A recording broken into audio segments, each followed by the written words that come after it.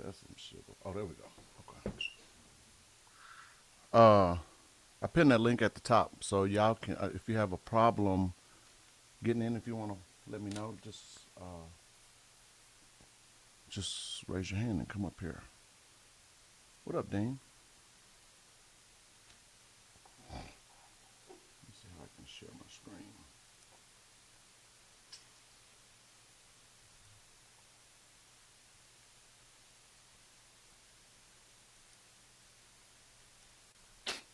All right.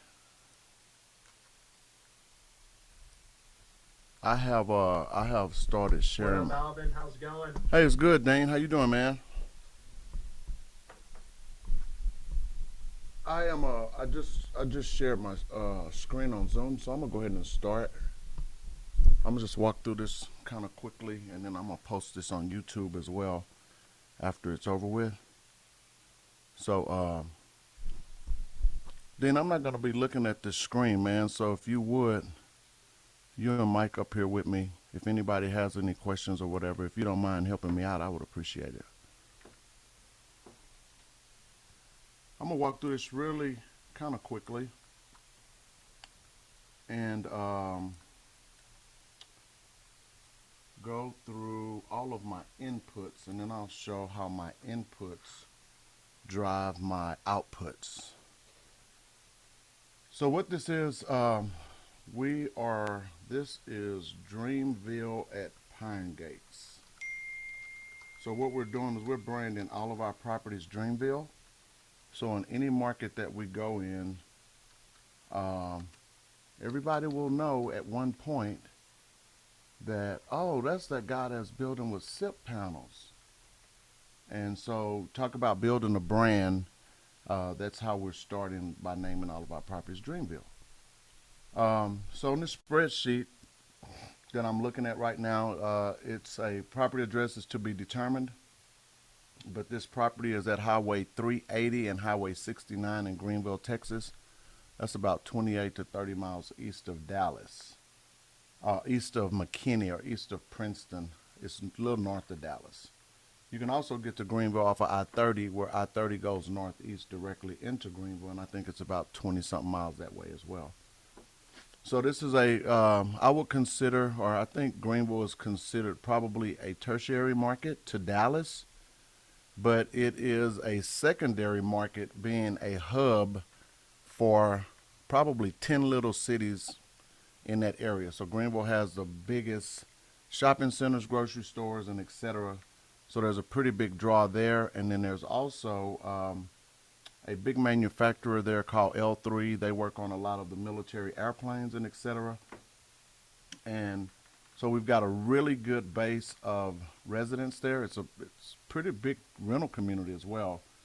The area median income in that area is about 65, 70,000. Um, so it's got a good base for people to be able to pay, 30 to 35% of their income for rent, which is typically what people do, or at least that's the model that most of us use in this underwriting space. And so year built 2023, so it'll be completed by end of next year. We'll have people moving in about 12 to 14 months, but the whole project I've got stabilized at 24 months, and I'll show that in a minute.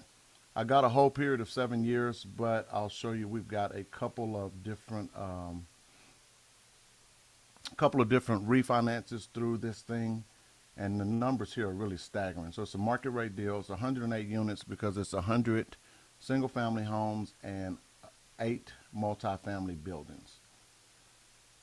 So in year one, of course, we've got no rent growth, and then in year 2, 3, 4, and 5, we're using a 5% rent growth. The rent growth across the country has been over 15%. We believe that this will be in existence for the next couple of years at least. So I'm going to go out 5 years with that 5% increase. We've got a physical vacancy of 0 here. By the end of year 2, we'll almost be stabilized. And then we're running a 97% occupancy level with a 2% economic vacancy. That economic vacancy is assuming that 2% of your people live there and don't pay. And if you don't build in that, you're screwing yourself. And it could be higher in some markets, right? But what we're using, so between the physical vacancy and the economic vacancy at stabilized, we're using a 5% delta there. Other income growth, we've got other income growth at 2%, and I'll show you where the other income is. And then my OPEX dampening, here this basically means that all of the operational expenses on my pro forma, none of them will flow through to the bottom line on year one because we won't be operating. In year two, 45% of those will be allowed to flow through, and then years 3 on, everything else is flowing through. And I'll show you right now kind of what that means. So when we look at the pro forma here, we have all of these operating expenses that total 2.67. None of them flow through here because we don't have any cash flow. Year two, we're dampening 45% of the expenses. So then you see here that that's how much actually flows through to the property. And then years 3 on, there's no dampening of those expenses. And so everything here is NOI, or cash flow before debt service. All right, let's go back to some of my other inputs. So we've got 128 one-bedroom units right at 700 square feet. We've got 192 two-bedroom units at 1,040 square feet. These 1 and 2 bedroom units are going to be in the apartment buildings. No 3 bedrooms in the apartments. The 3 and 4 bedroom units will all be here in a single family space. We've got 100 of them. They're at 1,800 square feet. And the rents here are $1,245 on a 1 bedroom, $1,765 on a 2, $2,550 on a 3 or 4 bedroom house. We hadn't broken that down yet, but based on the square footage, we've got $1.42 in rents, $1.70 in rents, and $1.79 in rents, which is really, really cheap. But we're not trying to stress the market. We've got a lot of product that we're going to be delivering, so that's where these numbers will go up in years 3, 4, and 5 as rent growth continues. What we have here is total units leased, cumulative leased, and then the occupancy. We don't bring in any residents until month number 13. 40 units, that's 1 building. And so we'll bring in 40 units a month until we get to month number 24, and we'll finish it out in month 23 with 20 units, and we'll be fully stabilized 100% here, and then we'll be going back to that 95% number of economic and physical vacancy. Just going down to the bottom here. This is my fun part. So in all of our units, we're putting our own washers and dryers. We don't want any residents to have to bring any appliances. If they have washers and dryers, guess what? We're going to buy them back from them in order to be able to monetize units. So $65 a month is cheaper than going to a laundromat. If you already have a washer and dryer, you pay $500, $600 for it. We're going to buy it from you, and that'll buy you a free year's worth of appliances, basically. But the reason we're doing that is because we're doing this as a one check pay for the residents. And that one check pay means they pay their rent, they pay their for their laundry, they pay their covered parking. If they got a pet, they pay for their pet fees, and they pay all of their utilities and for their internet with one check. And I'll show you how that's a big, big deal. But you can look right here at the other income per month, $141,000. And that's not assuming everybody has a pet. That's not assuming everybody has any of that. But that is assuming that about half of the people will pay for covered parking. Everybody will pay for a washer and dryer. Everybody will get a valet trash service of $25. We'll have a few people pay late. We'll have application fees that go on continuously, so that's just a number. Everybody will pay for utilities, and everybody will pay for internet. That's $140,000 a month. That's $1.6 million per year. I'll show you. $1.6 million a year. Our total expenses on this property is $2.6 million a year. we're almost covering all of our expenses with the other income. So we're covering all of our general admission, general and admin, marketing, payroll, repair and maintenance, make ready, which we won't have no repair and maintenance or no make ready for the first couple of years, but we're still factoring those into the numbers. Pest control, landscaping, cutting all the grass. These are the utilities that go along with these charges. Professional fees, real estate taxes. Our insurance is about $400 a door, and that's the internet. And I was looking for other expenses to put in, but based on the income, this thing runs at a 24% expense ratio. I was really trying to find some other expenses to make this look better. Now, let's go here. So my partners, new partners, they own this land already. It's already entitled. It is already platted. We could literally go to work tomorrow. They have a $2.5 million debt. They've already spent about $1 million on all of the civil, architectural, and engineering fees and et cetera. So we're going to reimburse them that, and we're going to pay off their lien of $2.5 million. It's going to cost us about 40 grand in legal fees. Excuse me.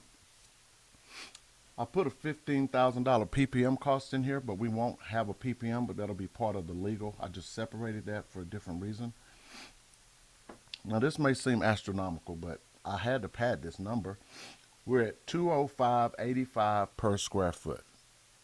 My true cost of square foot today that we're pricing out with hard bids right now is $146 a foot. It may take me 3 more months to get this ready to get bids and stuff on. So I'm just using a real high number of $205 a foot. That's expensive for Texas. Maybe not for somewhere else. Then I added in a large hard cost contingency of 4.5%, so $3.5 million. So I'm at $86 million so far.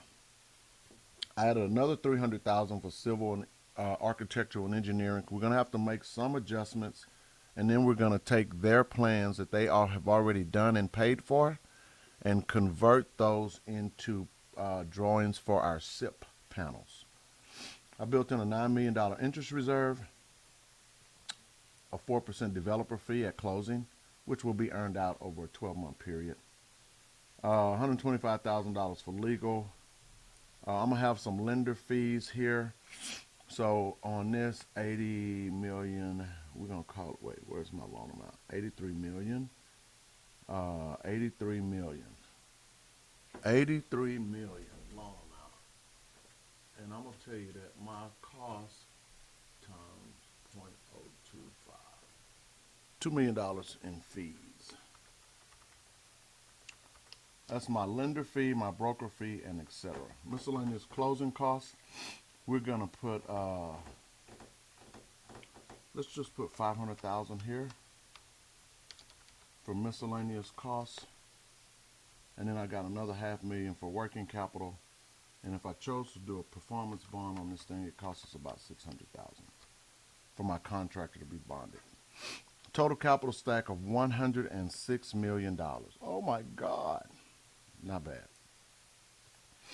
So typically what we have here is we will have a lender that'll do 80% LTC, loan to cost, not loan to value.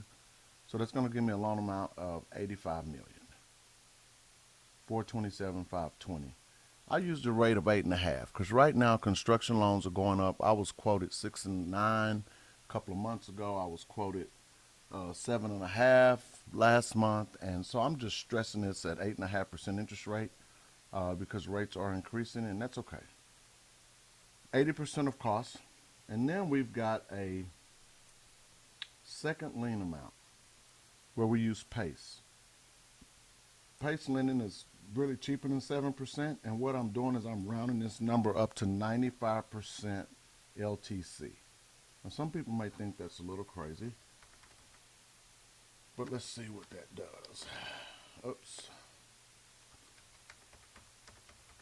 I need to pull my cap. Oh, I was pretty close. 16,250. That gets me to 95. Okay, 16,100. 9508. 15,9. All right, I'm close enough. Let's go to 16 million as a second lien. That gets me 95% LTC. Now this second lien mortgage, it's a second lien, and it is, but it's cheaper money. Why would I take my deal up to 95% LTC? Why would I do that? Some people say that's over leverage, but I'm gonna show you a couple of tricks. This is to get it built. So here's a summary. Total cost 106 million, loan amount 85 million. That's 80% LTC, not LTV. I used a 8.5% rate. Actually, this is not, shouldn't be working like that. It should equal this. All right. It's a 3-year term. It's 3-year interest only. This is the fun part. We get down to year 2. After it's built, we're going to do a 75% bridge loan. Why would I do that? Well, it is built, but it is not stabilized, so I'm going to lower my interest rate from this 8.5 to about 6 by taking out a bridge loan. Yeah, it's going to cost us a couple of points in fees to do that, but we'll come up with $115 million loan. Now, this is 2 years, y'all. My total capital stack was how much? 106 million. In 2 years, it turns into $153 million value because it's leased. We added 50 million in value in 2 years just by getting it built and getting it leased. So when we come back and do a 75% LTV loan to bridge it to a long-term loan at a 6% rate, we pull out $11 million in cash. That is at the end of year 2. 2 years worth of work, pull out $11 million in cash. Stupid. Now we're going to ride this out, 2-year term. We're paying amortization. I don't want no interest only. I want to pay my debt down. And we're going to refinance at year 4, into year 5, because we did a 3-year and 2-year, into year 5, 60% LTV loan. Look at the valuation with a 5 cap, 192 million. Let's use a 6 cap in case everything goes sideways. We had 160 million in value.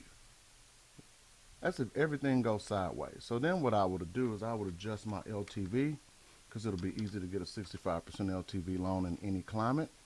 And we pull out another $1 million after fees at year 5. I use a 6% cap rate here and a 65% LTV loan. We put another $1 million in the bank after pulling out $11 million just 2 years before. But look at my valuation of 160 million at the end of 5 years from a, how much was it? $100 million total stack? 106 million. We added 50 million in 5 years. Now, the rest of this, and these are all the fees, so people get paid all the way through this process. Total equity needed, $9 million. We don't need $9 million in cash. Guess why? Because we've got 100 single-family lots that are going to be, today on paper, are worth $30,000 a piece, so that's $3 million in value. We've got the hotel site that's already platted, and those are worth $25,000 a key. So you got $25,000 a key times 320. That's $8 million. So we just brought ourselves up to $11 million in value. Then we got a storage facility there for big enough for 100 units. That's another $2 million in value. So the equity needed in cash is already in the deal. We're going to close this with no cash to close this deal. No money. GP investment 0, LP sponsor equity, and so what we do with our partners here on this deal is that put up the land, and they put up the land and they have all the equity in it. So we treat their equity injection of all of the land value as a cash investment into the deal. So that means they get a preferred return paid on their equity until we cash out, and then when we cash out, we split proceeds. And at the end of the day, 7 years, we've created 90 million in value. They've received a 35% return on their investment, and we split 90 million in cash in 7 years. Whoa. Here's a pro forma. A couple of things to look for on a pro forma all the time is what is your debt service coverage ratio when I'm talking about I'm going to be refinancing these loans. You got to keep your debt service coverage ratio above a 120. That means if your mortgage is $1, that means you need to be collecting at least $1.20 to cover any other expenses to go along with that. So that's how the lenders look at that. So we got a $100 million loan. We need to be collecting $120 million to be at a 120 debt service coverage ratio. We accomplished that with our first refi. Even that's just a bridge. And then we come back and refinance at the end of year 5. That's 5, right? Oh, here we go. End of year 5. We're at a 133 debt service coverage ratio. And then look, this is a cash flow before debt service. That's my bridge loan. So here we got 2 million in income. Here we got 2.7, and that's after refinancing again. Here's my debt service payment on that. So this thing works all day long. I could stress this a little bit more to pull more proceeds out, but wow, we've created so much value here. And these highlights are what you see is interest reserve. I added, how much money did I add? What's that, $9 million in interest reserve? And that covers our debt service until the deal is built and cash flowing on its own. So that's how we look at these deals as far as underwriting them. This is how this is why people develop land. This is why people build houses. This is why people are building these apartments all over the country, because of the value that is being created by doing that. That's why we look for partners with cash that want to partner with us on these types of deals, because they can receive astronomical returns on their investment. Look at this, dual tranche. A 6.9 multiplier on cash invested. So I mean, you put up $1, you get almost $7 back. 35.17%. This right here is, and these errors here, that's because we don't have any cash flow. But this is just another checking point for me that my spreadsheet is working all the way through. Wow. And on a property level IRR, it's even more stupid.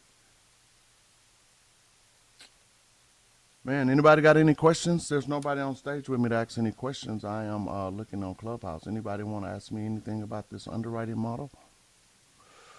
Just raise your hand. I can see. I can pull you up. What's up, Mr. Riley? Thank you for tapping in. What's up, Justin? Yes, sir. See you, man. Hi, Miss Green. CB, got you. Thank y'all for tapping in, just listening. Hope y'all following me on Zoom, man, because this spreadsheet is really, this is how we control. Now, I've never seen a spreadsheet that didn't work, because I can make this thing do anything I want it to do. But some of the things that you can't lie about, well, you can't lie about any of it, you want it to work. But my hard cost construction, I told you I'm at $148 a foot today. I went up $50 a foot just to make this work. What if this number comes down to 70 million? I put a pretty big contingency here. I've got a big interest reserve here. What's that? Senior lender fee. I included that here. So actually my senior lender is gonna be about 855,000.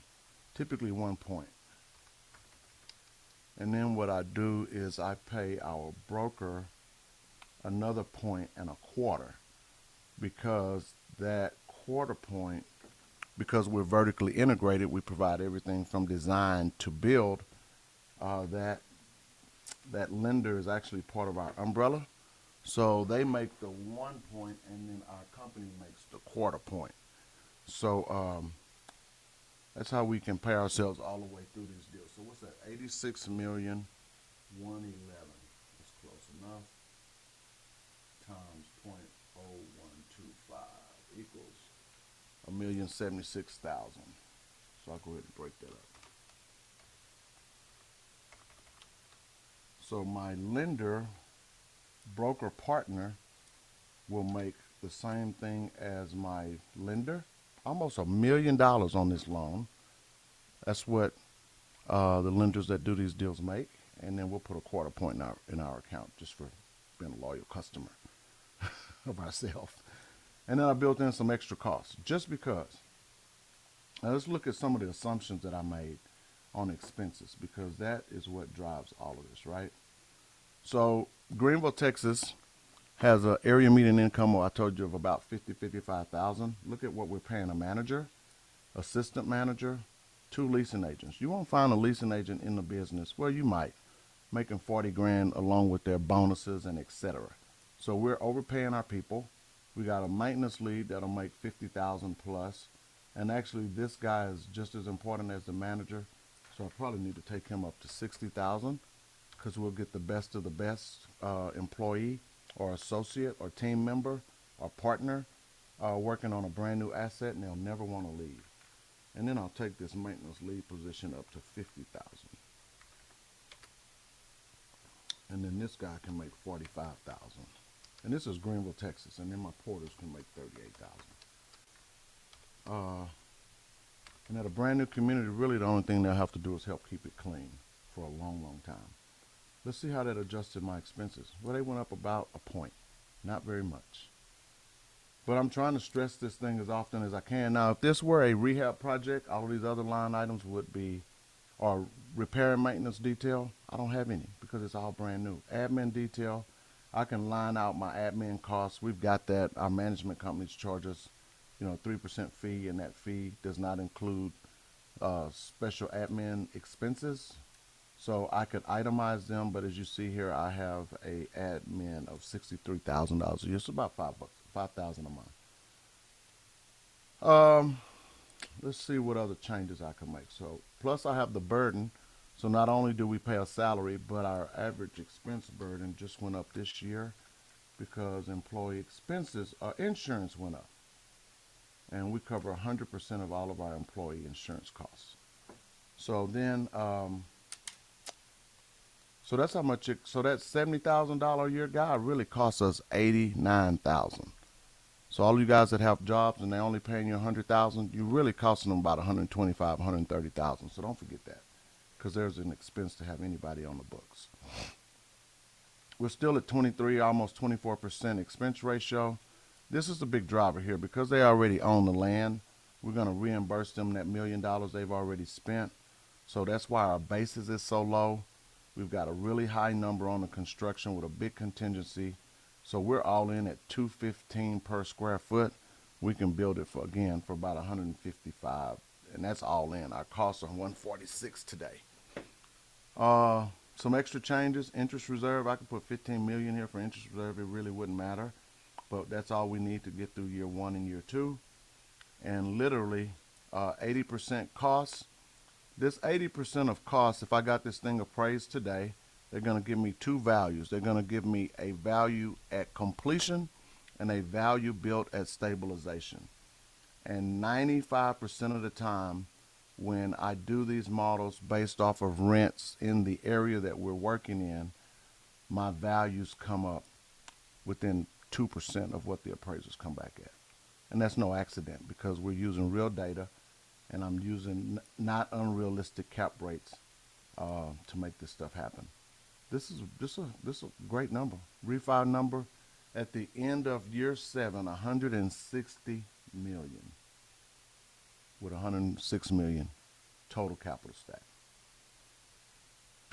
So that's it. And I played with this spreadsheet so much, I know where everything is. I know where the drivers are. But if you know a few numbers, know what your construction costs are, we know what our expenses should be, we know what lenders typically allow. So when I'm putting this together and when I say what they typically allow, let's look at a couple of things here. When you're looking at payroll, that's always a big number. That should be minimum of $1,000 a unit per year, maybe up to $1,400 per unit per year. And that sometimes is based on the age of the property, meaning how many people you're going to have on staff to make this work. We typically do 100 units per person inside and 100 units per person outside. So that means for every 100 units, you've got 2 employees. We've got 420 units. We've got 1, 2, 3, 4, 5, 6, 7, 8, 9 employees. So we're overstaffing the property, but it's brand new and we want it to look nice for forever is how long we want it to look nice. So we're not skimping on any expenses as far as operating it. Um, these other income, man, I don't know how these other developers are doing this stuff without collecting this much money in other income. Because if I didn't have that 1,700,000 on here, let's look at my pro forma. Cash flow before debt service, just take out 1,700,000, we'd have $1,000,000 left over. These returns would be a fraction of that. And that's typically what your developers are seeing because they are not building product that gives them the ability to capture a light bill. We are. And let's see, what other drivers? Okay, when you're looking at repair and maintenance items, on an established property, the underwriters typically like to see about $450 per unit on repair and maintenance. Depending on the age of the property, that number could be as high as your freaking payroll at 1,000. Hopefully not. They ain't making no money if that's the case. They got the wrong tenant base there. But it should be close to $450. But because we are doing a new build, and that's my friend Vina, because we're doing a new build, that's a little bit less. And we won't have no move outs or make readies for a while. And so that's why my expense ratio is so low here. And uh, that's pretty much it. So I'm going to stop. We've been going about 20 minutes, and I don't know what else to talk about because this is really, really, the numbers don't lie. Man, if any of you guys want to partner up with us, want to get with us, want to learn from us, my website is multifamilymonopoly.com. Multifamilymonopoly.com. Y'all just get with me, let me know. Appreciate y'all hanging out for these last 30 minutes. And I am going to end the Zoom presentation right now. And I will be shutting the room down.